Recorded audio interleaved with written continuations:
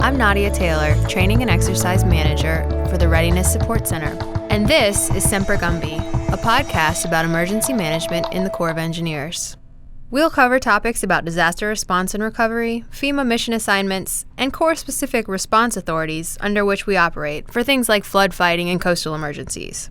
Today, to mark the 11th anniversary of Hurricane Katrina, we're going to do something a little bit different than our usual episode about a single emergency management topic.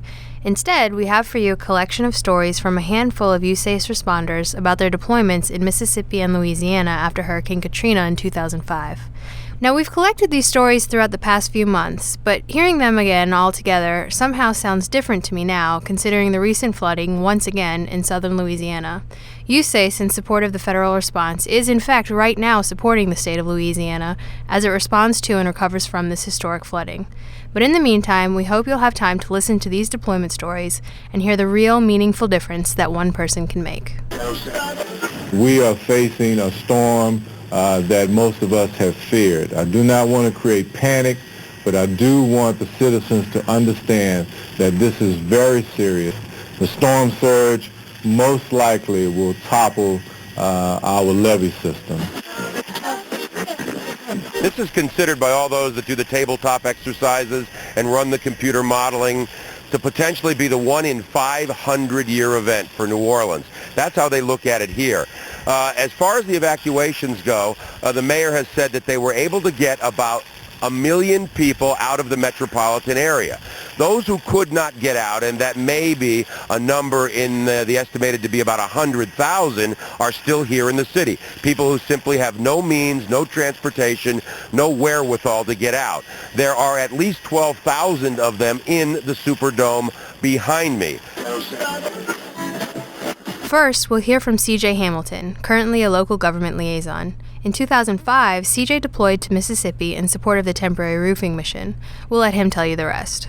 Well, Hurricane Katrina was my very first deployment, and to be honest, I didn't even know the Corps did the emergency management responsibilities that we do. I didn't know about the different response teams that we have, nothing. All I know is I was watching on TV, and I saw the devastation, and I talked to my wife and said, I would like to sign up and volunteer because they were needing volunteers for anything.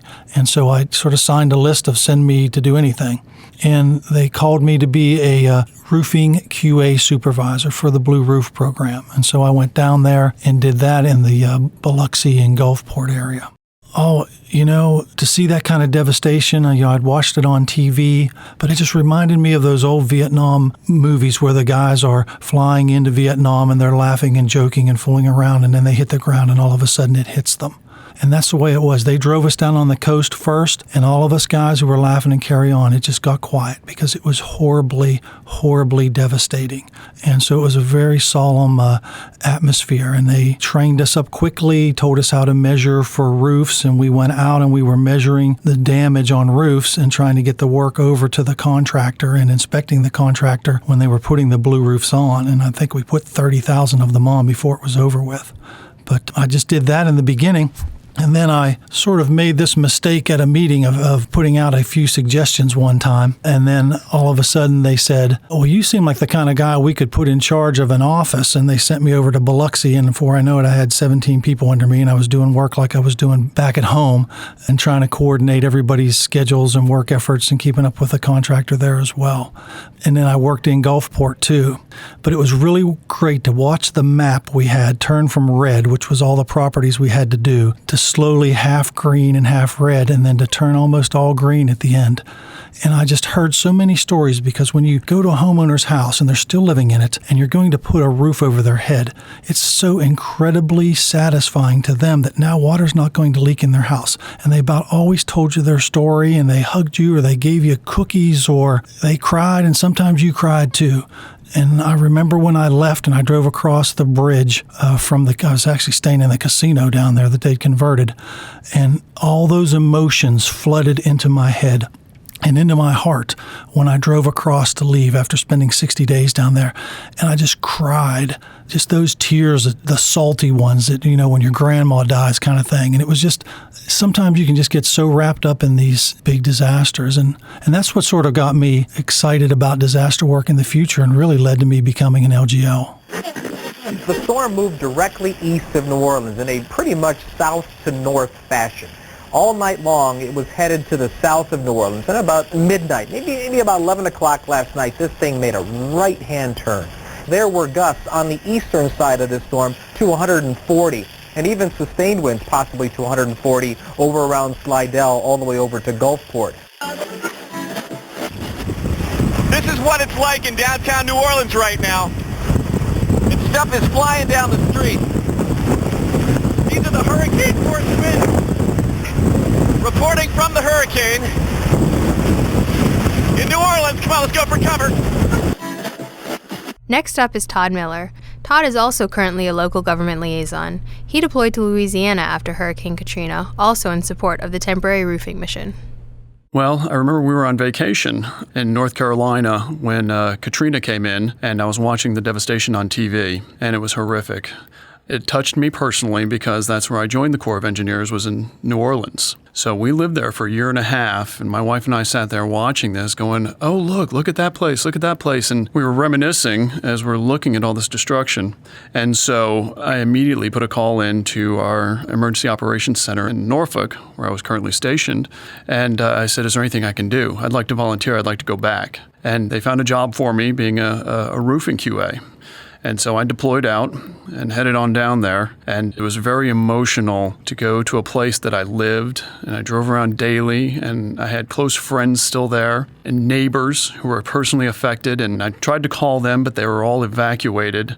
So it was very hard for me to actually gear up and get going because I was trying to deal with all these emotions. So I got into the job, and it was very fast-paced work, and I guess I got caught standing around with a dumb look on my face one day, and they made me the resident engineer for Northern Jefferson Parish. So I operated an office out of there doing the Blue Roof program. And we actually started to wrap it up and close that office as we completed our mission, and we turned what little we had over to another resident engineer. And I just remember all those people and all the different scenarios that we went through trying to get this mission completed. And we actually had a helicopter ride that took some resident engineers up to map some of the areas that were still left.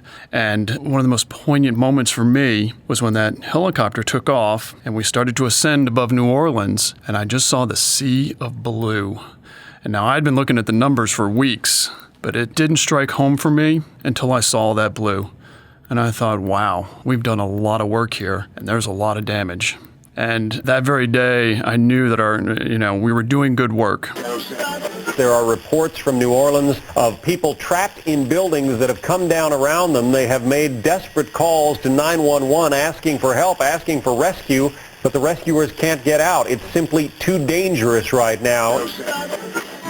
What we have seen is a lot of flooding all over the city. Many areas are completely impassable. We just can't drive down the roads. We are also seeing trees down, power lines down, lights down. The rain continues to pour, and the wind's gusty.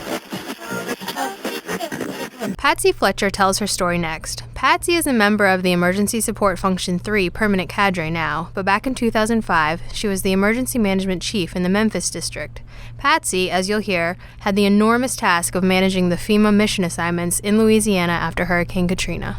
I served as the emergency manager for Memphis District. I actually started serving that position in 2003. We already had a plan in place for a Louisiana hurricane. If anything happened in the state of Louisiana, we would go in and start executing FEMA mission assignments until New Orleans District could take back over.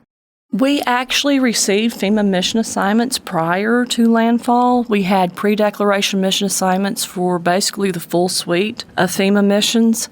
We declared the emergency, I believe it was the Thursday before, and started bringing in the planning and response teams. The action officers for the teams were going to Baton Rouge. We had made arrangements where we could set up basically a forward, an advanced RFO party utilizing DTOS equipment, deployable tactical operation system equipment, at Port Allen. It's one of New Orleans District's facilities, and the commander would go down with key leaders such as real estate, security, the chief of operations, and basically the action officers from the planning and response teams.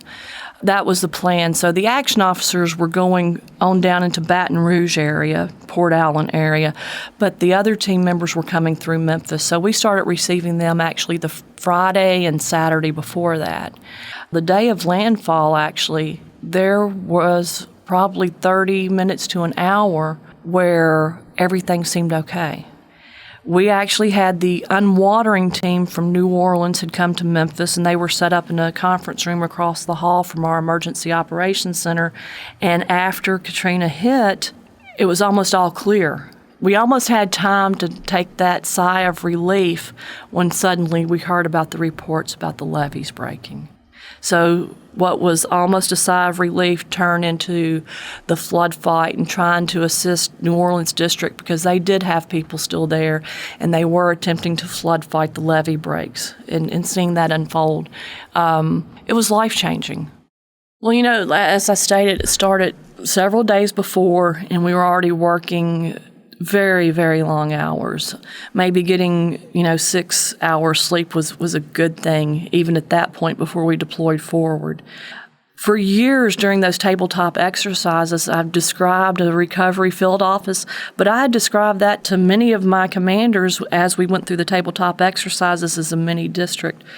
It was not a mini district. The recovery field office that was set up and established in the Baton Rouge area for Louisiana, of course, you got to realize same thing was happening in Mississippi. The Vicksburg district was setting up that recovery field office. But I'd looked at the numbers one time, and we went from 0 to it was either like 1,217 or 1,271 people in, I think, the first 3 weeks following the storm. So at times frantic.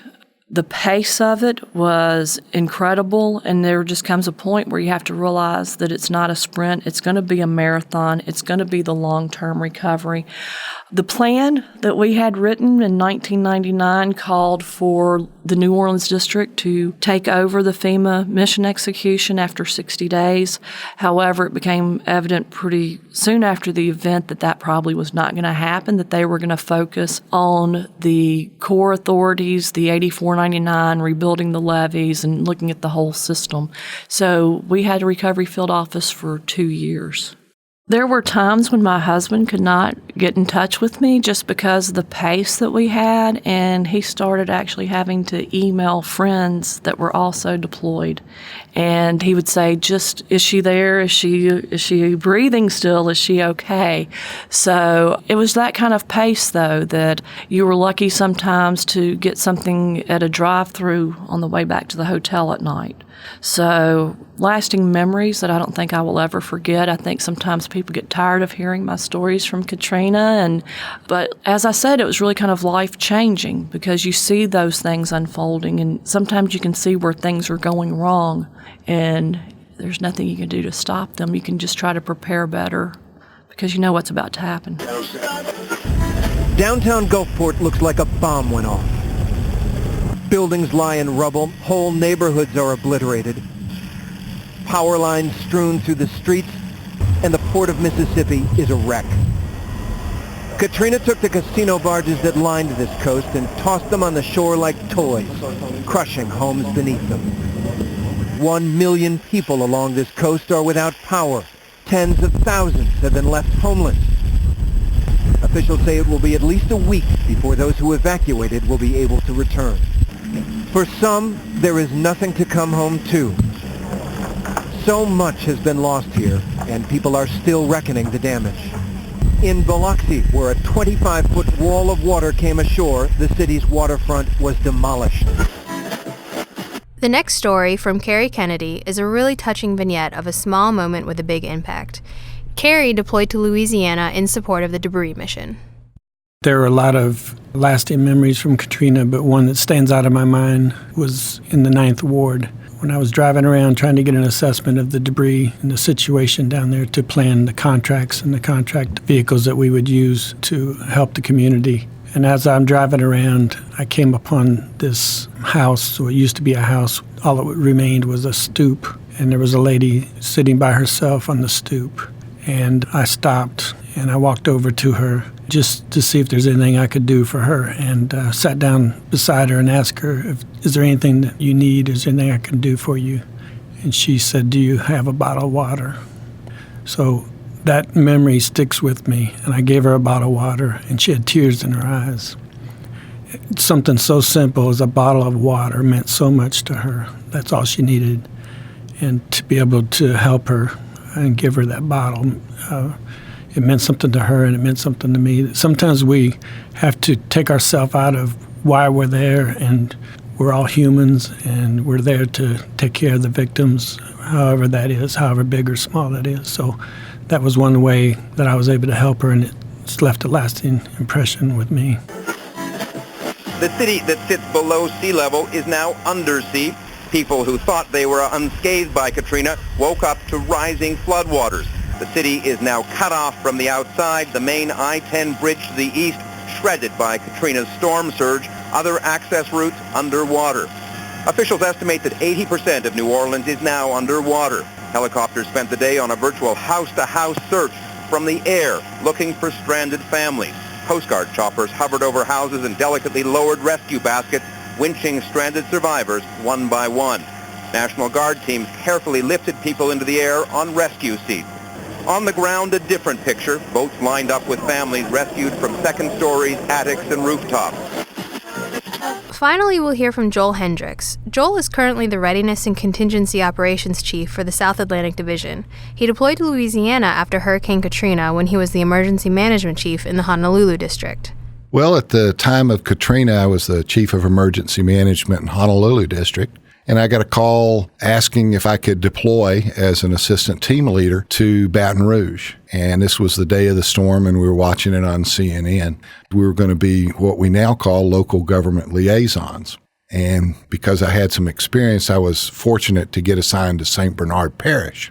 St. Bernard was where the eye of the hurricane went through first, as it then impacted a little bit of New Orleans, but really went into Mississippi after that. At that point, St. Bernard was about 95% underwater because it had gotten flooded. The levees had done their business, but had gotten overtopped as the storm had come through. And so basically the whole parish was flooded except an area around near the Mississippi River. We left there probably about 10 o'clock that night and went back and found accommodations across the river from New Orleans. That was where the folks from the power restoration, the pole climbers and stuff, were camping out. So we got a room there. I only had about 3 inches of water on the floor. It was a second floor. And that's where I stayed for the next couple months, and then commuted into St. Bernard, getting a ride from the sheriff's launch across the river. When I was there at that point, St. Bernard had no communications with Baton Rouge and didn't for about a week. And needless to say, the parish president was a little bit unhappy about that. It turned out that, their first priority was to get the water down, so they were interested in when that would happen. And so I got in touch with the New Orleans district, which had several employees in the district lived in St. Bernard Parish, and were asking about their houses. So the couple that I were talking to, was able to go by in a boat and see that their houses were flooded up to the eaves of the roof, and told them that I didn't think their houses were going to be habitable because they were flooded up to the roof eaves. And they appreciated that, but you could tell the disappointment and sadness, because even if you had insurance, you lost everything you had, and not everybody had insurance. The Corps was able to pump the water out, do an unwatering and dewatering, and get back to dry land after about 10 days. And then we had another hurricane came through. That kind of stopped progress we were making. Folks were being gradually let back in to see their community and what they were going to do to it. We had eventually got a mobile DRC, which is a lot like our DTOS units, came in, and that became my office, which was across from a Walmart that had been open for about 2 weeks before it got flooded up to the roof. It was really enjoyable working with the parish people because I was there the whole time. Me and one other FEMA person were there the whole time. And we were what now is a geographic branch. At that point, that wasn't really part of the lexicon, nor were LGLs, which is effectively what I was doing down there as an ATL. And occasionally I'd go into New Orleans, and then at the end of the month, I went up to Baton Rouge to report in that I was lost down in St. Bernard Parish and tell them what was going on down there. I was able to do emails by going back to my hotel and getting on MiFi, which was a brand new thing at the time, but there was only one cell tower, and you had to wait till midnight because you didn't have enough signal strength to really get on. Somebody would bump you off and stuff, but data works a whole lot better than voice when you're doing that. It was really an enjoyable time because you got to be part of watching people lead their community and watching them make heart-rending decisions about what it was going to become, because their community could do anything but go back to being what it was. Ultimately, about every third house would not be rebuilt or inhabited, but they had to make those decisions on what they wanted it to be. What did they want it to look like? And it was really tough to watch them do it, but every day they'd make progress. And every day you got to see the resiliency of human spirit, the little things that mattered. That's all we have for today. Hopefully you've heard the real and lasting impacts, both professional and personal, that disaster response deployments can have for our volunteers. Thank you to our volunteers for all that you do. I'm Nadia Taylor, and this is Semper Gumby.